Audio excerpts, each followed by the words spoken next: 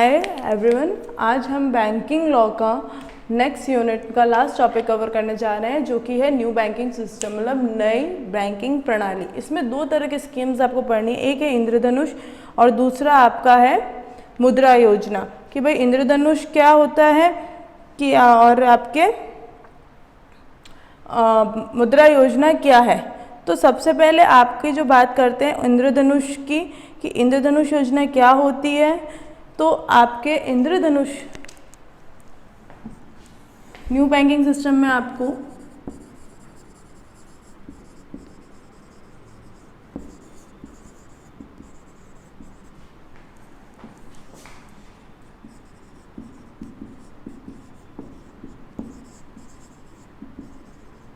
ठीक है, इंद्रधनुष योजना और मुद्रा योजना के बाद पढ़ना है इंद्रधनुष योजना क्या है और मुद्रा योजना क्या है। तो सबसे पहले हमको जो देखना है इंद्रधनुष योजना के बारे में देखना है कि इंद्रधनुष योजना एग्जैक्टली होती क्या है।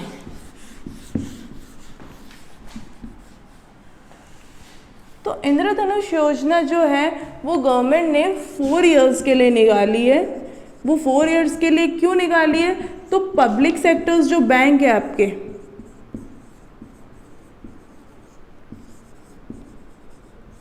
पब्लिक सेक्टर्स जो बैंक है आपके, उनको क्या करना है? रिवैम्प मीन्स सुधार, उनको सही करना है। किस तरीके से? तो इसके लिए उसने 7 सजेशंस दिए जो अभी हम आगे पढ़ेंगे। इन 7 सजेशन से वो क्या होंगे? डायरेक्टली डेवलप होंगे। कि भाई ऐसा नहीं है कि भाई हमने जो पॉलिसीज़, हम अगर कोई भी पॉलिसी बनाते हैं वो किसके लिए होती है? मेनली उसको डेवलप करने के लिए। तो यही चीज़ कि इंद्रधनुष योजना 4 इयर्स का प्लान है जो कि 7 सजेशंस पे बैठा है और पब्लिक सेक्टर को सुधारने के लिए बैठा है। मतलब पब्लिक सेक्टर्स जो बैंक है, सार्वजनिक क्षेत्र की जो बैंकें हैं, मीन्स आपके जो भी गवर्नमेंट बैंक्स है, मान लो कि SBI है, PNB है, BOB है और भी मैनी मोड्स, कि भाई इन बैंकों को सही कैसे करना है, इनके मैनेजमेंट को सही कैसे करना है, इन सबको देखना है इस इंद्रधनुष योजना के अंदर। तो अपन एक एक करके इनके सजेशंस को पढ़ते हैं। Indradhanush plan for revamp the public sector banks, means आपका इंद्रधनुष जो सार्वजनिक क्षेत्रों के बैंकों की समीक्षा के लिए। तो सबसे पहले आपकी बात आती है एप्लीकेशन की। The separate position for chairman and MD, मतलब इस तहत चेयरमैन तथा प्रबंध निदेशक, इन दोनों के पद अलग होंगे किए गए हैं और साथ ही अध्यक्ष और MD के पद के अलग किया गया है। And CEO will get position of MD and CEO, MD और CEO पद होगा। Another person is appointed as the non executive chairman of PSB, PSB के गैर कार्यकारी अध्यक्ष के रूप में नियुक्त किए जाने वाले अन्य व्यक्ति है। The current private sector candidate also applied for above mention positions in PSB, वर्तमान निजी क्षेत्र के उम्मीदवारों को भी PSB के उपरोक्त पदों के लिए आवेदन करने की अनुमति है। ठीक है, इंद्रधनुष योजना में जो हमारा पहला पॉइंट आता है,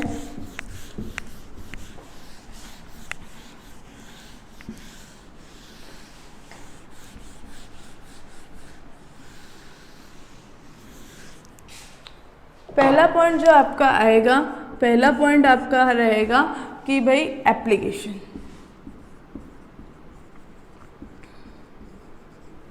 एप्लीकेशन में जो MD है और चेयरमैन है, मीन्स आपका प्रबंधन, मैनेजिंग डायरेक्टर आप इंग्लिश में बोलते हो, मैनेजिंग डायरेक्टर और चेयरमैन, मतलब प्रबंध निर्देशक और चेयरमैन, इन दोनों के जो पोस्ट होंगी, पोस्ट मतलब पद, वो दोनों क्या होंगे? सेपरेट होंगे, अलग होंगे। पहले एक ही होता था, अब क्या कर दिया? इनको दोनों को अलग कर दिया गया है। अब इसमें क्या है, एमडी की जो पोस्ट है उसमें प्लस सीईओ, सीईओ और एमडी एक हो सकता है या सीईओ अलग भी हो सकता है।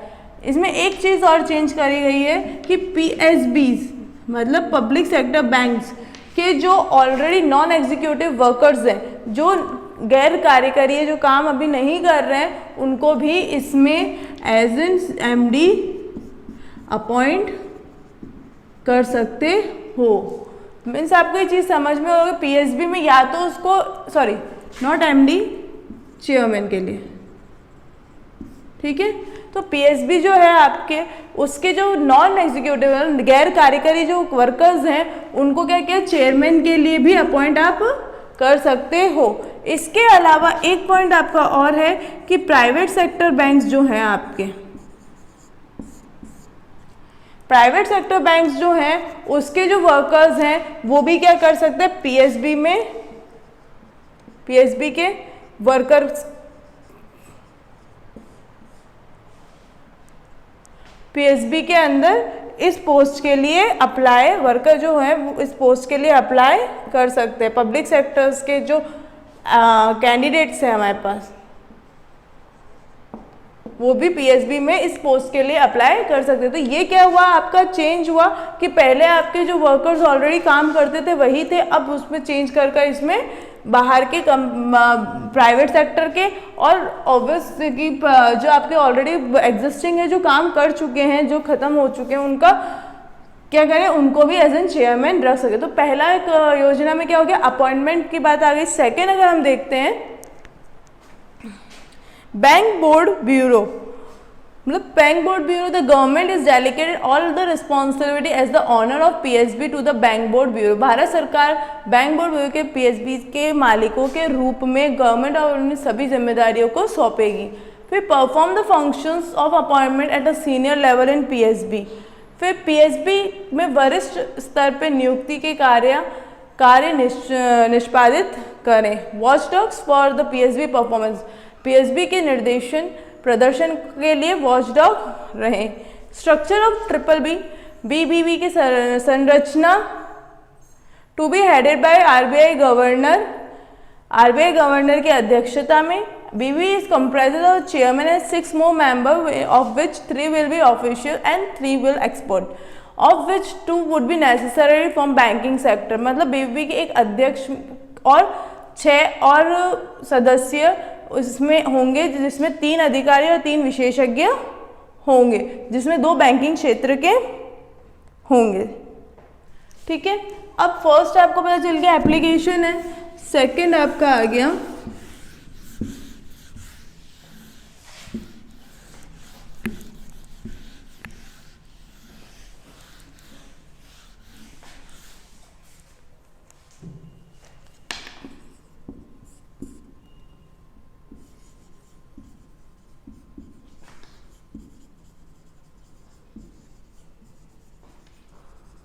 बैंक बोर्ड ब्यूरो की बात करते हैं। तो बैंक बोर्ड ब्यूरो में क्या किया गया था, जो गवर्नमेंट ऑफ इंडिया है जो है उसने क्या किया, अपनी सारी रिस्पॉन्सिबिलिटीज, मतलब सारी जिम्मेदारी क्या कर दी, डेलीगेट कर दी, मतलब उसको आगे पहुंचा दिया।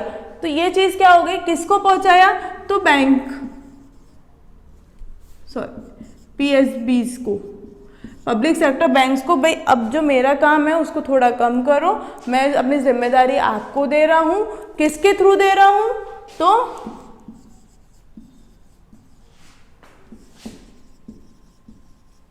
बैंक बोर्ड ब्यूरो, ठीक है। इसके थ्रू मैं आपको क्या कर रहा हूं, सारे रिस्पॉन्सिबिलिटीज दे रहा हूं, ठीक है। ये चीज़ आपको समझ में आई कि गवर्नमेंट ऑफ इंडिया ने क्या किया, जो पीएसबी के ओनर्स थे, ओनर्स मतलब आपके सीईओ एमडीज जो थे, उनको क्या किया, इस सारी रिस्पॉन्सिबिलिटीज दे दी। उसमें अब इसने क्या किया, उसे परफॉर्म क्या किया, तो परफॉर्म किया अपॉइंटमेंट्स, जो कौन से appointments, perform functions appointment of various senior level of, जो आपके उच्च स्तर के जो वर्कर्स थे, पीएसबीज के जो वर्कर्स थे, या पीएसबी के जो मालिक नहीं कह सकते आप उसको, जो पर्सन्स थे जिसमें आप जो पोस्ट पे थे, उनको क्या किया, उसको अपॉइंट करना शुरू किया। किस में अपॉइंट करना शुरू किया? तो बैंक बोर्ड ब्यूरो में अपॉइंट करना शुरू किया। और उससे क्या किया इसने उसको वॉचडॉग का काम दे दिया,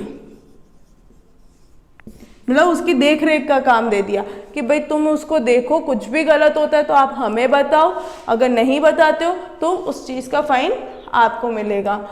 उसके बाद अब गवर्नमेंट ऑफ इंडिया ने जैसे ही डेलीगेट किया तो बैंक बोर्ड ब्यूरो की स्ट्रक्चर भी तो बनाया होगा कि क्या कौन कौन होना चाहिए, कौन कौन नहीं होना चाहिए। तो सेम बैंक बोर्ड ब्यूरो के स्ट्रक्चर में आपके जो आपका एक तो आया चेयरमैन, ठीक है, चेयरमैन के बाद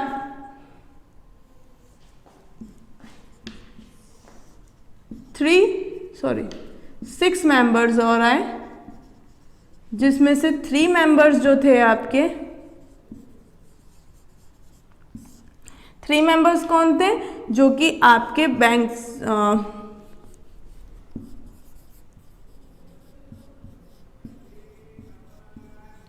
बैंक एक्सपर्ट्स थे और बाकी 3 ऑफिशियल वर्कर्स थे।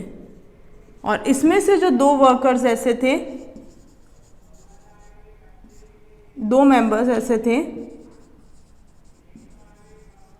जो कि होल एंड सोल किस पे बैठे थे? तो whole and sole bank sectors पे थे कि बैंक्स का ही काम कर, मतलब 2 विशेषज्ञ, 2 अधिकारी, 3 ऑफिशियली और 3 बैंकिंग एक्सपर्ट्स को उसने रखा, प्लस एक चेयरमैन को उसमें इसने कास्ट किया। मीन्स आपके 7 मेंबर्स की ये कमिटी,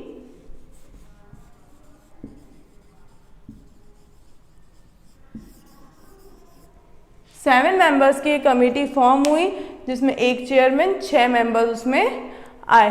ठीक है, ये सब आपके हो गया बैंक बोर्ड ब्यूरो। उसके बाद अगर नेक्स्ट आया तो कैपिटलाइजेशन की आया। कैपिटलाइजेशन में आपका पूंजीकरण में government wants all the PSB to keep safe buffer over and the above of minimum norms of Basel III। Government चाहता है कि सभी PSB बेसल 3 के न्यूनतम मापदंडों के ऊपर और नीचे एक सुरक्षित बफर करें। Extra capital requirement of 1,80,000 covers up to financial year 2019, मतलब 1,80,000 करोड़ की अतिरिक्त पूंजी की आवश्यकता वित्तीय 2019 में पड़ी, जिसमें गवर्नमेंट ने क्या किया, 70,000 करोड़ बजट में दे दिया। बजट आवंटन में 70,000 करोड़ का निवेश किया और बाकी 1,10,000 जो किया वो राइज बैक किससे किया? तो गवर्नमेंट्स रिफॉर्म्स, जो आपके प्रशासन सुधार की बात करते हैं, एनपीए की प्रबंधन से बात करते हैं, टाइट एनपीए प्रबंधन के और परिचालन ऑपरेटिंग इंप्रूवमेंट्स करें। ठीक है, अब नेक्स्ट जो हमारा आया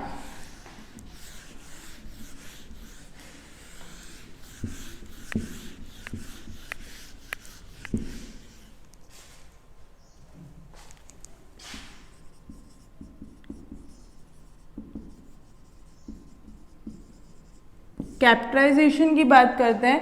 तो जब गवर्नमेंट ऑफ इंडिया ने क्या किया, देखा कि भाई बैंक्स किस तरीके से काम कर रही, तो उसने क्या कहा, जो बेसल के 3rd नॉर्म है, जो कि मैंने आपको फर्स्ट यूनिट में इसको पढ़ा दिया है, बेसल्स के नॉर्म्स में, बेसल 3rd के नॉर्म में उसको क्या करें, कैपिटलाइज करें कि भाई आप इसके लिए काम करो, इसके जैसा काम करो। इसके लिए 1,80,000 करोड़ रुपए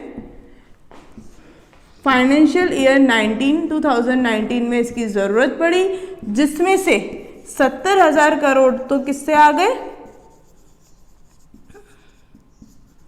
बजट से आ गए। बाकी 1,10,000 जो करोड़ रुपए बचे थे वो कहाँ से आए? तो आपकी जो गवर्नमेंट है, गवर्नेंस की रिफॉर्म, जो आपके सरकारी चेंजेस आने लगे, एनपीए को टाइट कर दिया गया मैनेजमेंट की। एनपीए जो आपका नॉन परफॉर्मिंग एसेट्स है कि 90 डेज तक अगर कोई पर्सन उसको लोन को पे नहीं करता है तो उसमें क्या करना, उसमें क्या होता है, वो ऑटोमेटिकली एनपीए में कन्वर्ट हो जाता है कि भाई ये पैसा नहीं दे रहा है, इसको एनपीए में कन्वर्ट करो, ये अब देगा भी नहीं है, उसको क्या क्या एनपीए की बाकी ऑपरेटिंग एक्सपेंसेस, ऑपरेटिंग ऑपरेशंस जो होते हैं वो भी इसमें देखने के लिए, इसको सुधार करने के लिए पैसे वहाँ से निकालने की कोशिश की गई। तो ये आपके बेसल 3 के नॉर्म्स में 1,80,000 फाइनेंशियल ईयर में देखा तो 4 साल तक, मतलब 4 इयर्स तक इसको क्या करना है, ये टारगेट को कंप्लीट करना है कैसे भी करके हर एक पब्लिक सेक्टर बैंक्स को। ठीक है, ये चीज़ समझ में आई आपको। उसके बाद अब जो आपका नेक्स्ट आएगा वो आएगा डिस्ट्रेसिंग, मतलब तनाव से मुक्त, दबाव कम करना और कह सकते हो। तो डिस्ट्रेसिंग में तनाव मुक्त होने में आपका पहला क्या, इंफ्रास्ट्रक्चर सेक्टर के बारे में अगर हम बात करते हैं तो issue of pending approvals to the infrastructure sector, अधोसंरचना को लंबित अनुमोदन जारी करना। फिर flexibility of restructuring the existing loans, मौजूद ऋणों के पुनर्गठन का लचीलापन। फिर strengthening in the risk control over measures and NPA disclosure, सर्द कारण जोखिम नियंत्रण और के उपाय और एनपीए के प्रकटीकरण। तो इसमें क्या था, early recognization of financial distress, वित्तीय संकट के प्रबंधक मान्यता हुई, creation of CRISIL by RBI, भारतीय रिजर्व बैंक द्वारा क्रिसिकल का निर्माण किया गया। विलफुल डिफॉल्ट और non cooperative borrower, wilful default और गैर सरकारी उधारकर्ता भी इसमें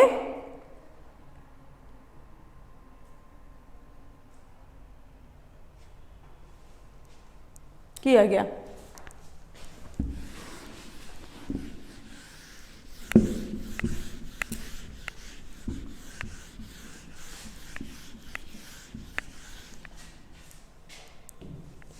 फोर्थ पॉइंट क्या है आपका,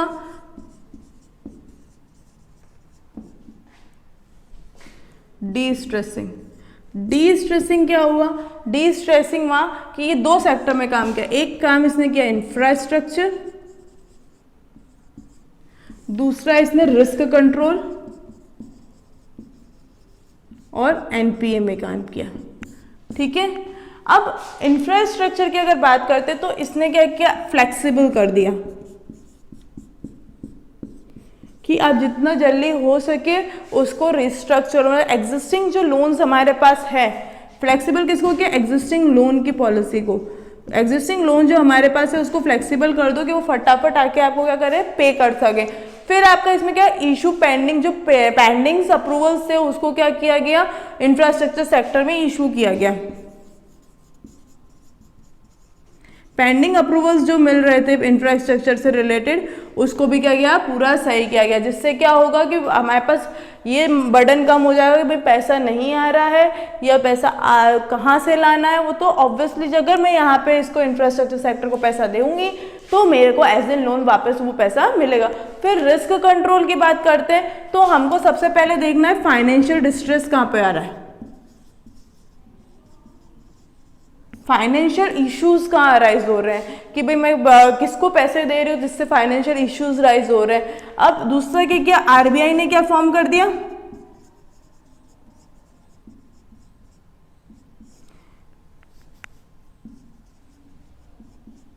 क्रिसिल को फॉर्म कर दिया कि जिससे क्या है पूरा देख रहे कि एनपीए चेक करेगी, रिस्क कंट्रोल चेक करेगी, वो सारा काम करने का काम इसको दे दिया। फिर लास्ट क्या किया उसने, जो डिफॉल्ट्स हैं, जो नॉन कोऑपरेटिव बोरोअर्स हैं, जो उधारकर्ता जो ऑलरेडी हैं, उसको क्या किया, हटाने की कोशिश करी गई। सबसे बेस्ट एग्जाम्पल एनपीए का अगर हम देखे जाए तो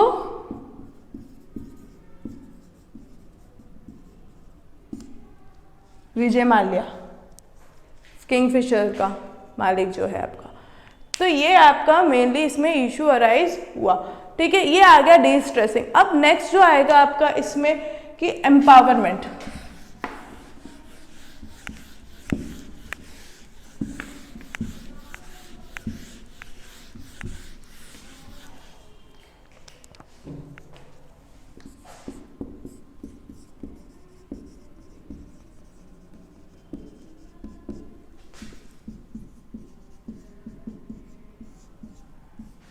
ठीक है, अब देखते हैं रोजगार को।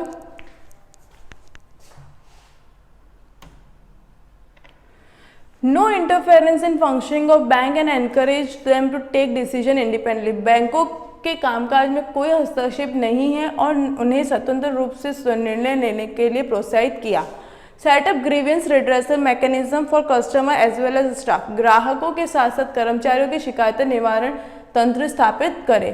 Flexibility in choosing man power, जनशक्ति चुनने के लिए लचीलापन दिया गया। तो इन शॉर्ट आपका क्या हुआ एम्पावरमेंट में कि लोगों को बैंक्स को क्या किया, आप फोर्स नहीं किया गया कि भाई आप यहाँ पे उसमें काम करो। अब रोजगार में सबसे पहले क्या किया गया कि इसको बैंक्स को क्या किया, बैंक्स के ऊपर कोई इंटरफेरेंस नहीं लगाया, कोई भी हस्तक्षेप नहीं हुआ कि भाई कोई भी आपको क्या भाई ऐसा नहीं हुआ कि भाई आप किसी को रख रहे हो किसी को निकाल रहे हो, उससे गवर्नमेंट का कोई लेना देना नहीं है, क्योंकि वो बैंक का अपना काम है, उसको किस तरीके से करना है कैसे करना है वो चीज़ देखी जाती है। फिर आता है ग्रीवियंस का।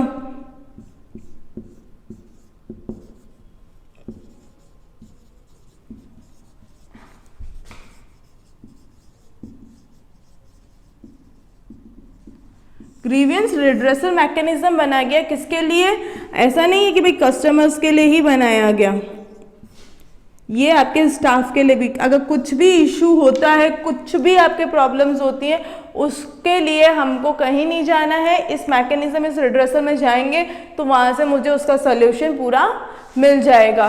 फिर थर्ड क्या गया, फ्लेक्सिबल कर दिया गया।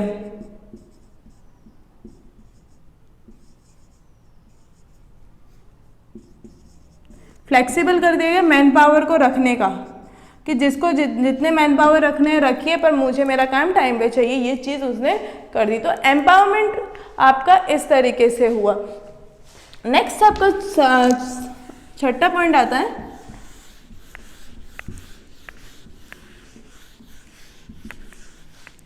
Framework of accountability.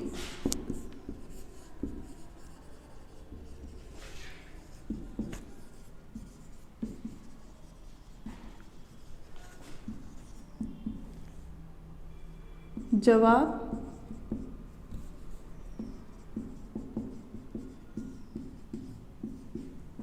ठीक है दी।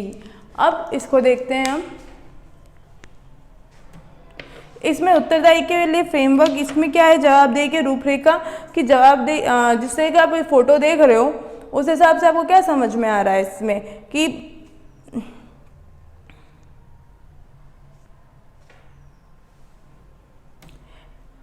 कि भाई पहले हमने एक स्टेटमेंट ऑफ इंटेंट बनाया था और एक की परफॉर्मेंस इंडिकेटर, कि भाई आपने पहले में इरादों के कथन और मुख्य प्रदर्शन संकेतित किए गए, प्रेजेंट सिस्टम क्या चल रहा है और न्यू सिस्टम हमने क्या बनाया।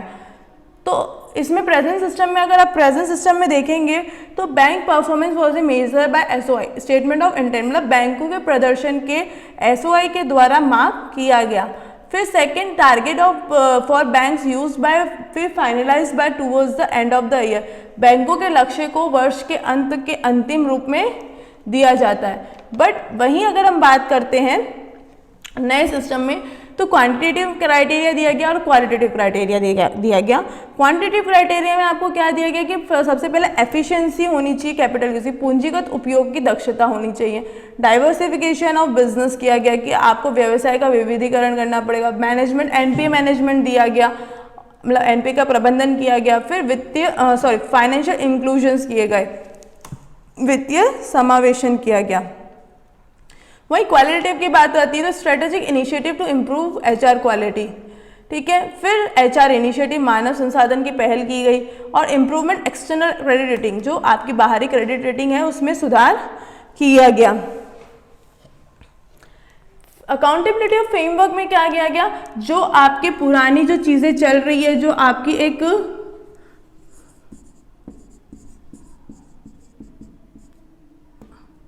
रूपरेखा जो चल रही है उसको क्या किया गया, थोड़ा चेंज किया गया। जैसे आपके प्रेजेंट सिस्टम में क्या हो रहा था कि प्रेजेंट सिस्टम में आपको एसओआई, जो आपके इरादे हैं, मतलब बैंक से रिलेटेड, बैंक के जो इरादे हैं, आपके जो इच्छाएं, मतलब वो जो इसके एम्स हैं, उसको क्या किया गया, उसके हिसाब से बैंक्स को फाइनलाइज किया जाता था। और इनके जो एम सेट होते थे लास्ट ऑफ ईयर, मतलब एंडिंग ईयर में सेट होते थे। बट इनको चेंज करके नया सिस्टम में क्या किया गया, न्यू में दो तरीके से किया गया। एक किया गया था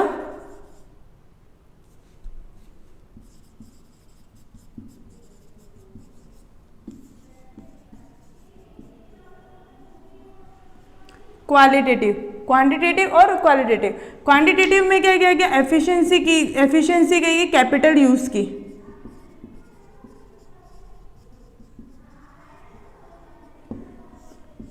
उपयोग किसका किया गया, पूंजी का उपयोग किया गया। एनपीए का मैनेजमेंट किया गया,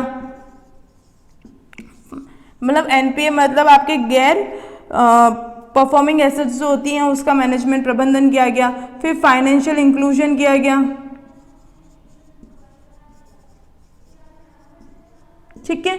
ये आपके क्वांटिटेटिव मेथड्स हो गए। अब नेक्स्ट अगर हम देखते हैं क्वालिटेटिव मेथड्स में, तो एचआर का इनिशिएट, पहल किसकी गई है, एचआर की। भाई एचआर की तो जरूरत पड़ती ही है। दूसरा क्या किया गया, जो आपकी क्रेडिट रेटिंग एजेंसीज हैं, क्रेडिट रेटिंग एजेंसीज जो हैं आपकी, उसको क्या किया गया, उसको अच्छा मतलब इम्प्रूव किया गया,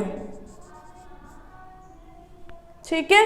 तो ये आपके क्या हो गई, फ्रेमवर्क की अकाउंटेबिलिटी में कि जवाबदेही की रूपरेखा की बात करेंगे। पहले हमारे ये चल रहा था, अब हमारे ये चल रहा है। ये चीज के बाद अगर नेक्स्ट देखते हैं गवर्नेंस रिफॉर्म, सरकार के संदर्भ में गवर्नेंस या अभिशासन सुधार, जिसको और भी बोल सकते हैं, implementation of all the above, उपरोक्त सभी का क्रियान्वयन। और last SOP for the top manager under the formulation, सूत्रीकरण के तहत शीर्ष प्रबंधन के लिए एसओप। लास्ट आपका 7 पॉइंट क्या हो गया आपका,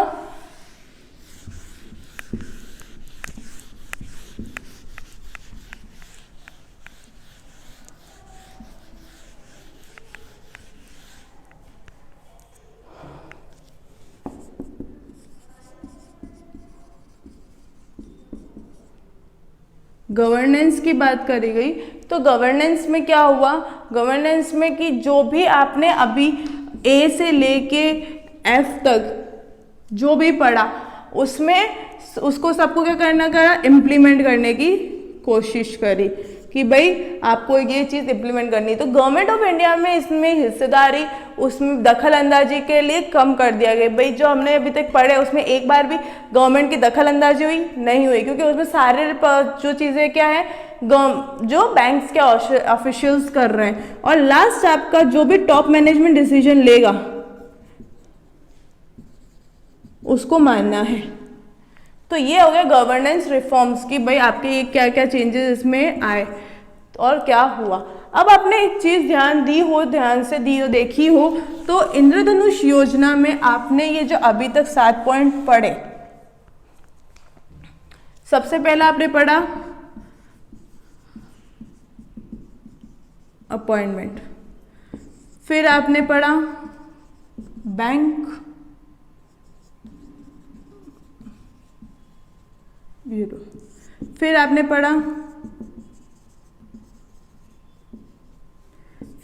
पढ़ा डिस्ट्रेसिंग, फिर आपने पढ़ा एम्पावरमेंट, फिर आपने पढ़ा फ्रेमवर्क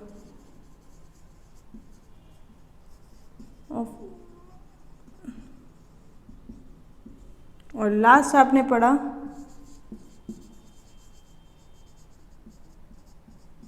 तो ये चीज़ आपको इजीली समझ में आ गई होगी। ABCD के फॉर्म में चल रहा है और ये 7 इंद्रधनुष के जैसे 7 कलर्स होते हैं, उस हिसाब से इसमें 7 सजेशंस बनाए, रिफॉर्म्स करे गए, जिससे डायरेक्टली और इनडायरेक्टली किसमें सुधार होगा, किसमें चेंजेस होंगे।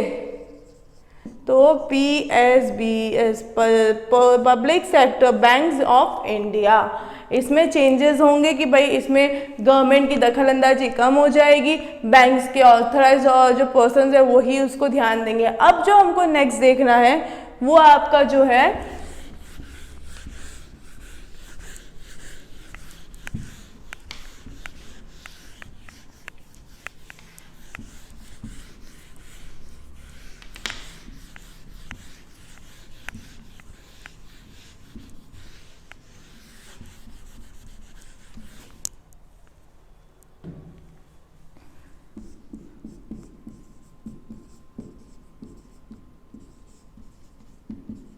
मुद्रा योजना, ठीक है। मुद्रा योजना, मुद्रा योजना में क्या किया गया कि मुद्रा योजना में आपको 10 लाख तक का लोन, इंस्टेंट लोन मिलेगा। प्रधानमंत्री मुद्रा योजना ये आपका नाम है। अब इसके बारे में पढ़ते हैं। प्रधानमंत्री Mudra Yojana PMMY is a flagship scheme of the government of India to fund the unfunded such enterprises. Pradhanmantri Mudra योजना भारत सरकार की एक प्रमुख योजना है जो इस तरह के उद्यमियों और औपचारिक वित्तीय प्रणालियों में लेती है और उन्हें सस्ते ऋण प्रदान करती है। Formal financial extending affordable credit to them. It enables small borrowers to borrow from all public sector banks such as PSUs, bank, RRBs, cooperative bank, private sector banks, foreign banks, microfinance institution and non-banking finance companies for the loan up to 10 lakhs or for non-farm income generating activity। ये सार्वजनिक क्षेत्र के बैंकों जैसे PSU bank, क्षेत्रीय ग्रामीण bank और सरकारी बैंक, निजी क्षेत्र बैंक, विदेशी बैंकों से उधार लेने में सक्षम बनता है। गैर कृषि आय सर्जन गतिविधियों के लिए 10 लाख रुपए तक का ऋण के लिए माइक्रो फाइनेंस इंस्टीट्यूशन और गैर बैंकिंग वित्तीय कंपनी होती है। मुद्रा योजना क्या है? तो ये इसका जो मेन नेम है आपका, जो कह सकते हो कि PMMY, प्रधानमंत्री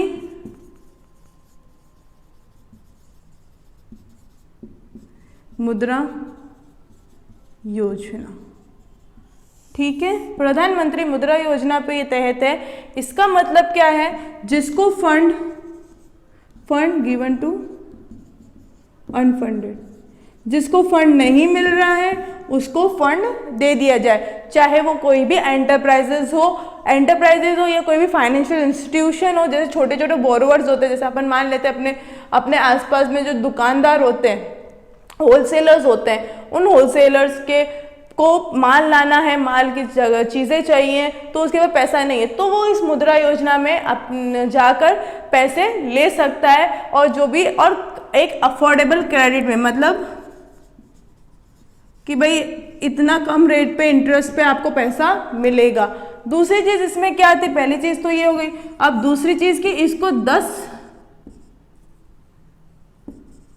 लाख तक का लोन इसमें मिल सकता है, चाहे वो प्राइवेट सेक्टर बैंक दे, चाहे वो माइक्रो फाइनेंस दे, चाहे वो NBFC दे, चाहे वो फॉरेन बैंक्स दे, कोऑपरेटिव बैंक्स दे, कोई भी दे 10 लाख तक का लोन। कोई भी बोरोवर्स जो भी आपके उधारकर्ता होते हैं, जो भी आपके पेमेंट लेने वाले होते हैं, लोन्स लेने वाले जो होते हैं, उनको मुद्रा योजना दे सकती है, ठीक है। इसके अलावा कौन एलिजिबल है इसके लिए? तो मुद्रा योजना के लिए आपके एलिजिबल जो है, any Indian citizen who is business plan for a non-farm sector income generating activity for the manufacturing, processing, trading or service sector and whose credit is less than 10 lakh can approach either a bank, MFI, NBFC availing the micro unit development and refinance agency limited under the प्रधानमंत्री मुद्रा योजना। कोई भी भारतीय नागरिक जिसके पास गैर कृषि क्षेत्र के आय सर्जन गतिविधियों के लिए व्यवसाय योजना है, जैसे कि विनिर्माण, प्रसंस्करण, व्यापार, सेवा क्षेत्र और किसी भी क्रेडिट आवश्यकता 10 लाख रुपए से भी कम है, तो लाभ उठाने के लिए बैंक, MFI, NBFC के संपर्क कर सकते हैं। प्रधानमंत्री मुद्रा योजना के तहत micro unit development and refinance agency limited का ऋण हुआ। मुद्रा योजना पता चल गई क्या होता है। अब मुद्रा योजना के लिए एलिजिबल कौन है, कौन इसका लोन कौन कौन ले सकते हैं?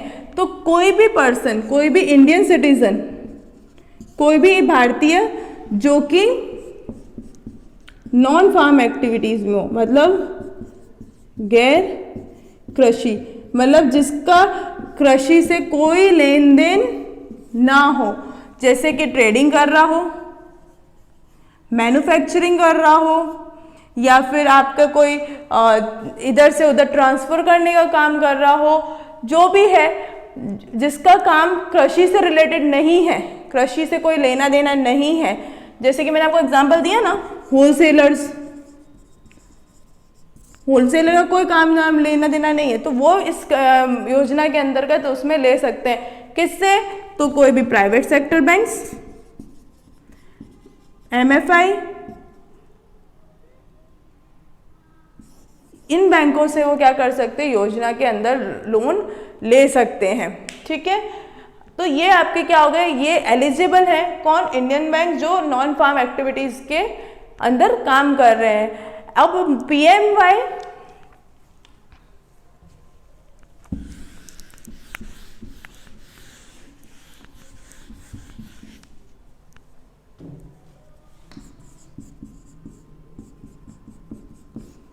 PMMY मतलब प्रधानमंत्री मुद्रा योजना में जो मुद्रा का वर्ड आता है आपका,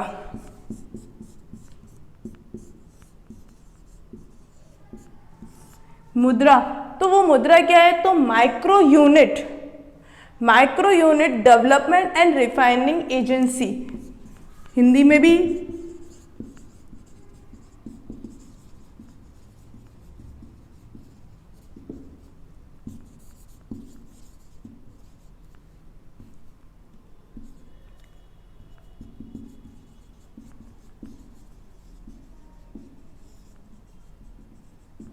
ठीक है, micro unit development and refinance agency की ऐसे छोटे छोटे यूनिट्स को डेवलपमेंट और रिफाइनेंस के लिए पैसे देने का काम कौन कर रहा है, PMY कर रहा है, PMMY कर रहा है।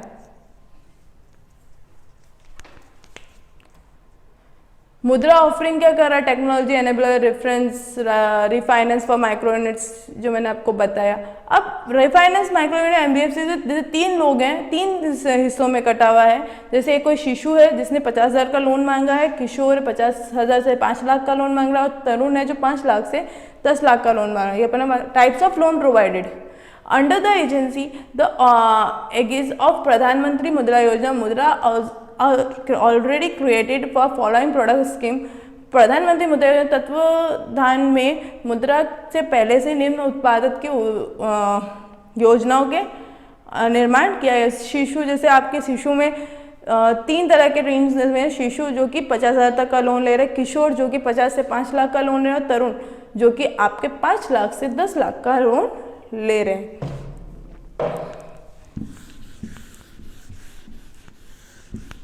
मुद्रा योजना में 3 तरह के लोन ऑफर्स होते हैं। एक शिशु मतलब, ठीक है, दूसरा किशोर, और लास्ट तरुण। जैसे नाम है उस हिसाब से, कोई छोटा बच्चा है, कोई छोटी कंपनी है तो वो 50,000 तक का लोन लेगा, कोई बड़ी कंपनी है तो 50,000 से 5 लाख का लोन लेगा, और कोई उससे बड़ा है तो 5 लाख से 10 लाख का लोन लेगा। तो ये 3 लोन कौन, मुद्रा योजना आपको ऑफर करती है। The intervention should have named Shishu, Kishore, Tarun signifies the stage of growth development funding need to beneficiary micro enterprise, micro unit entrepreneur, and also provided reference point to next phase of graduation growth to the look forward। लाभार्थी सूक्ष्म इकाई उद्यमियों की वृद्धि, विकास और वित्त पोषण की जरूरतों के लिए चरण और दर्शनों ने के लिए हस्तक्षेप के लिए शिशु, किशोर और को नाम दिया गया। ये देखने स्नातक स्तर पे पढ़ाई के लिए अलग चरण के लिए संदर्भ बिंदु प्रदान करे गए। It ensures that at least 60% credit for the Shishu category unit balance Kishor and Tarun category. There is no subsidy for the loan given to PMMY। यह सुनिश्चित किया गया कि कम से कम 50-60% क्रेडिट शिशु की ऋण इकाइयों में होनी चाहिए, बाकी के जो किशोर और तरुण ऋण इकाई शेष प्रवाही होनी चाहिए। PMMY तहत किए गए ऋण सब्सिडी नहीं होती है। However if loan proposal is linked some government scheme wherein the government providing capital subsidy it will eligible under the PMMY also। हालांकि अगर ऋण प्रस्ताव में कुछ सरकारी योजनाओं की मंजूरी दी जाती है जिसमें सरकारी पूंजी का सब्सिडी प्रदान कर रही है तो इसमें PMY के तहत भी पात्र होगा। अब इसमें मुद्रा योजना में क्या गया, इसको इनके एज और डेवलपमेंट के हिसाब से इनको 3 कैटेगरियों में बांटता है कि छोटा है तो शिशु, थोड़ा बड़ा है तो किशोर और उससे बड़ा है तो तरुण। अब इसमें एक चीज़ हो गई, 60% जो लोन प्रोवाइड करेंगे वो शिशु में करेंगे, बाकी 20% इसमें और 20% इसमें, मतलब 40% दोनों को मिला के होना चाहिए। तो 5-35 10-30 इस रेशो में इसको डिवाइड किया गया। इसमें आपको कोई भी सब्सिडी नहीं मिलती है जब तक कोई भी अदर गवर्नमेंट स्कीम नहीं बनाती है या जुड़ती नहीं है, तब तक इसमें कोई सब्सिडी आपको नहीं मिलेगी। ठीक है, अब इसका पर्पस क्या हुआ? Mudra loan is extended to the variety of purpose provided to the income generation, employment creation and loan extended mainly for। मुद्रा ऋण विभिन्न उद्देश्यों से के लिए बढ़ाया जाता है। ये आय सर्जन और रोजगार सर्जन प्रदान करता है। मुख्य रूप से ऋण के लिए विस्तार किया गया business loan for vendor, trader, shopkeeper and other service sector, विक्रेता, व्यापारी, दुकानदार और अन्य सेवाओं क्षेत्र के गतिविधियों के व्यावसायिक ऋण के लिए। कैपिटल, वर्किंग कैपिटल थ्रू मुद्रा कार्ड के माध्यम से कार्यशील पूंजी ऋण। Equipment finance for micro unit, सूक्ष्म इकाइयों के लिए उपकरण वित्तीय। ट्रांसपोर्ट व्हीकल लोन्स, परिवहन वाहन ऋण। ठीक है, अब इस स्कीम का पर्पस क्या हुआ?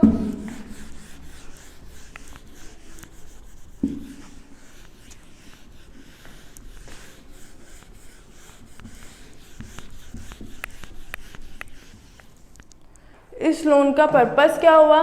तो इस लोन का पहला पर्पस कि मुद्रा की वैरायटीज को बढ़ा दिया गया, मतलब योजना किस तरह से इनकम प्रोवाइड करनी है, इसका मेन जो था वो इनकम और एम्प्लॉयमेंट का डेवलपमेंट, इन दोनों का डेवलपमेंट करना कि आय और रोजगार का बढ़ना। बिजनेस लोन वेंडर्स के लिए, ये लोन्स किसके लिए प्रोवाइड किया गया था? तो वेंडर जो आपके दुकानदार होते हैं, व्यापारी जो आपके होलसेलर्स होते हैं और अदर सेवा सर्विस सेक्टर जो सेवाओं के सेक्टर्स हैं, उनके लिए क्या किया गया? ये लोन प्रोवाइड करा गया था कि भाई इनके पास पैसा नहीं हो रहा है तो ये इससे लोन से लेकर पैसा आप आगे काम कर सकते हो। वर्किंग कैपिटल जो होती है लोन्स की, वो एक मुद्रा कार्ड बनता है उसमें आ जाती है। और लास्ट इसका कि आपका ट्रांसपोर्टेशन व्हीकल लोन भी इसमें आपको मिल जाता है। जैसे कि आप ये देख रहे होंगे यहाँ पे कि मुद्रा स्कीम में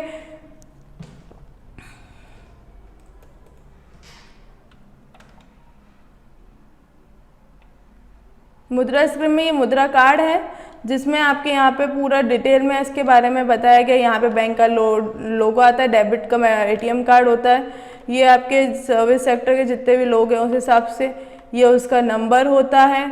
ये वैलिडिटी जो आपके नॉर्मल एक एटीएम कार्ड बनता है उसका ही, और उसका नाम, उसकी फाइनेंशियल सर्विसेज, और ये रुपए डेबिट कार्ड का होता है। ये सिर्फ और सिर्फ इंडिया में ही वैलिड है।